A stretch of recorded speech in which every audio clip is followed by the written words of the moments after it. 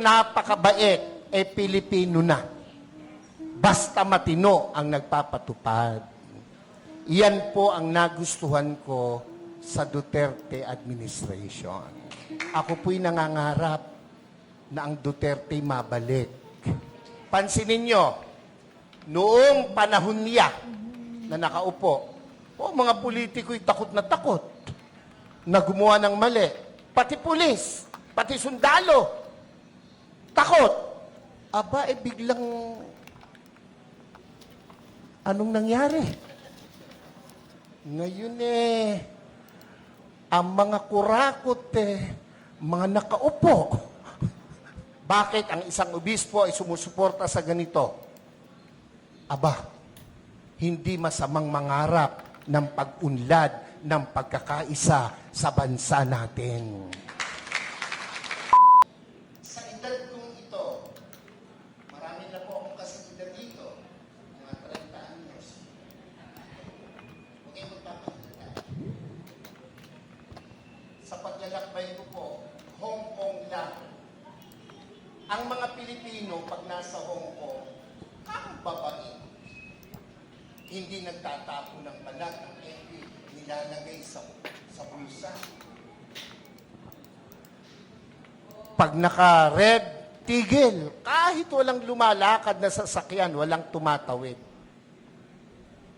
Ilalayo pa natin sa Subic ang Pilipino pag nasa Subic, ang babait, law-abiding citizen. Ang tanong, bakit?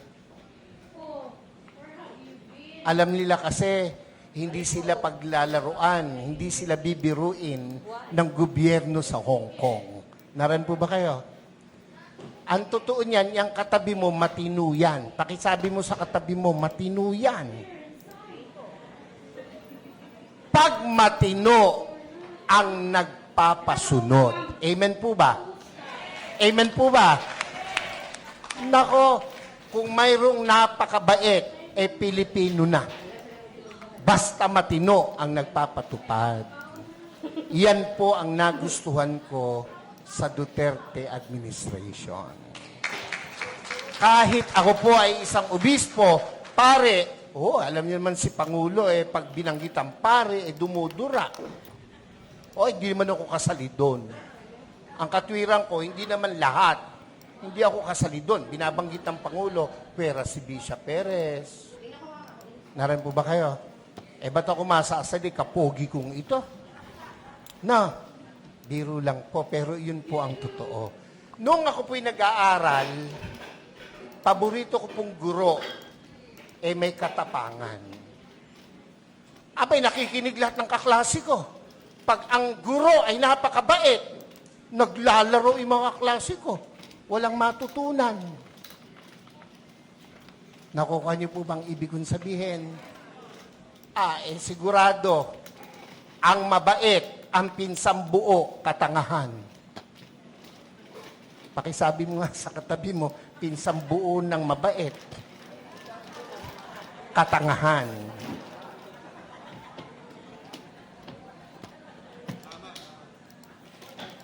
Ako po ay isang professor din by profession.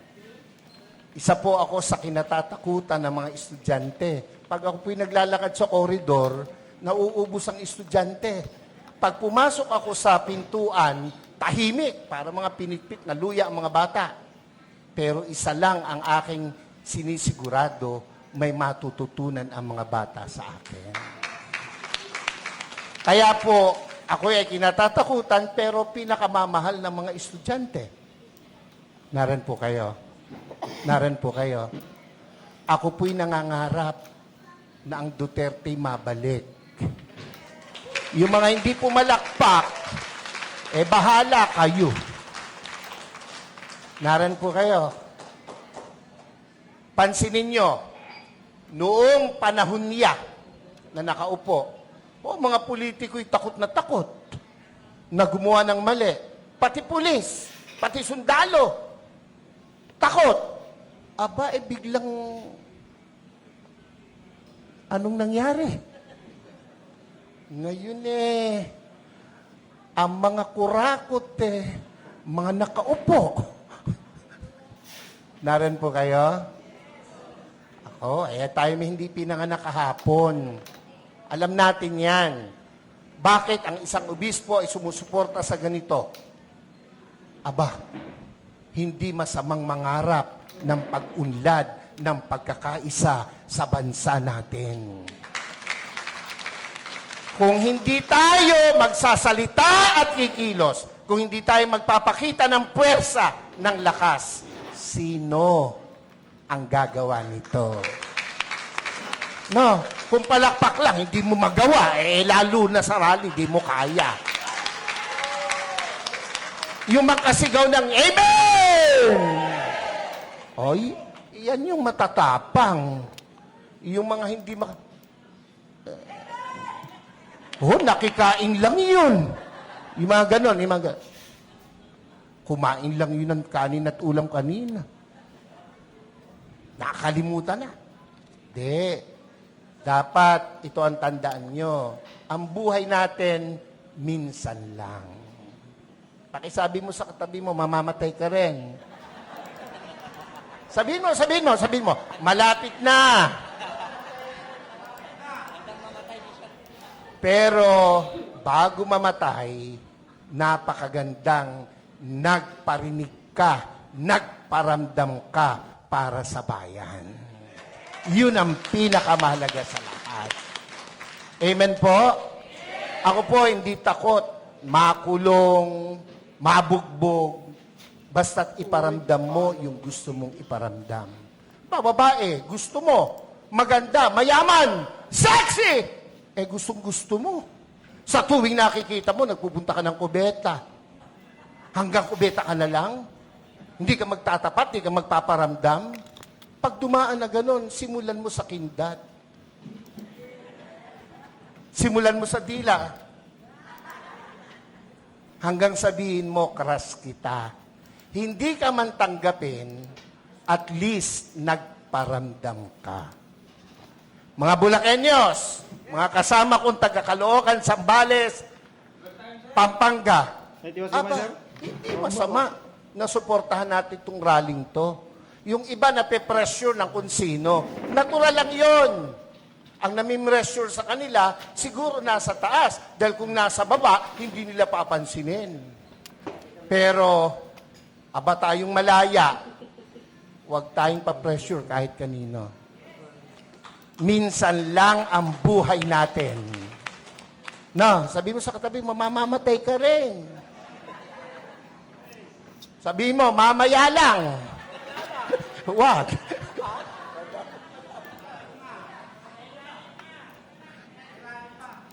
Dapat iparinig natin, iparamdam natin ang ating saloobin.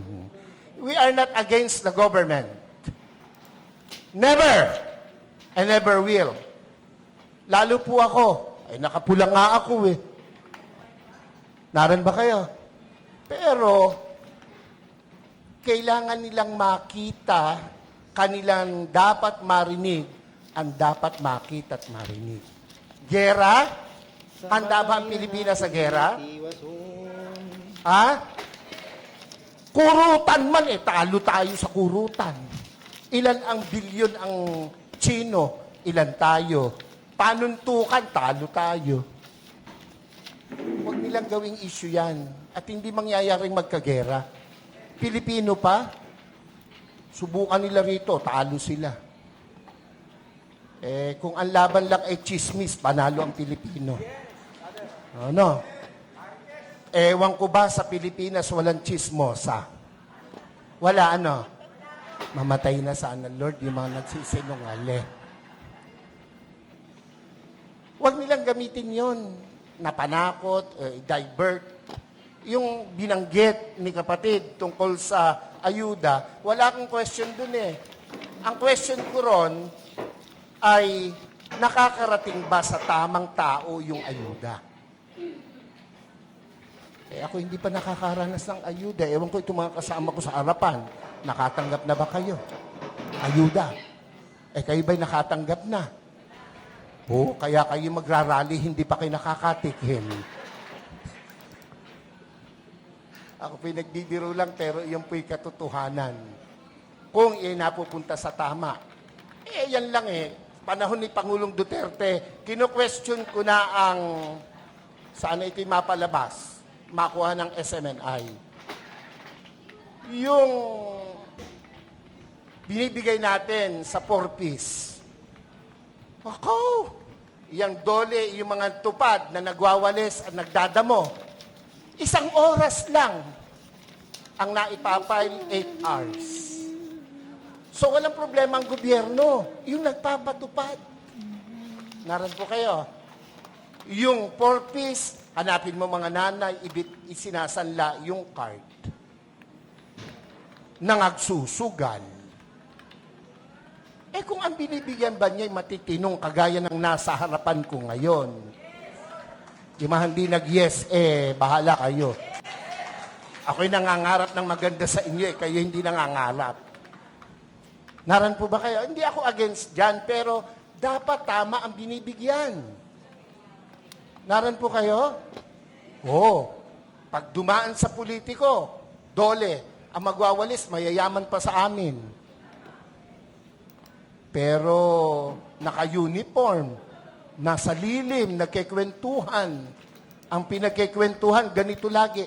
Alam mo ba? Yun mga introduction ng mga chismoso. Alam mo ba? Alam niyo ba? O tango naman. Hindi tayo papayag na hindi natin iparinig, iparamdam, ipakita ang dapat nating ipakita sa bayang Pilipinas na ating minamahal.